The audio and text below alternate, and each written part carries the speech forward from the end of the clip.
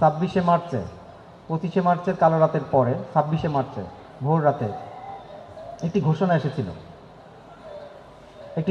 এসেছিল, স্বাধীনতার ঘোষণা।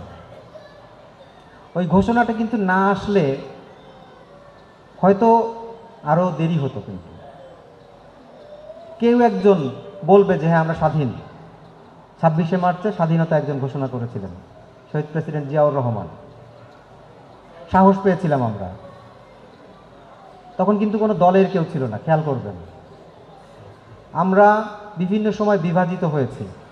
মুক্তিযোদ্ধাদের কোনো দল নেই, ওনারা দেশের, ওনারা কারোর ব্যক্তিগত সম্পত্তি নয়।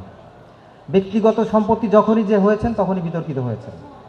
মুক্তিযুদ্ধ একটি দেশের জন্য, স্বাধীনতার জন্য কাজ করেছে। ওনারা কোনো দলের না, ওনারা সবার।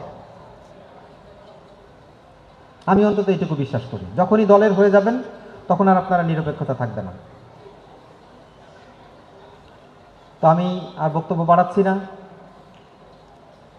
আমাদের ক্ষুদ্র প্রচেষ্টা ছিল আপনাদেরকে সম্মানিত করার, আমরা চেষ্টা করেছি। তার মধ্যেও হয়তো ভুল ত্রুটি থাকবে, সেটুকু আপনারা এদেশের সূর্য সন্তান, আপনারা আমাদেরকে এই দায়বদ্ধতা থেকে ক্ষমা করবেন।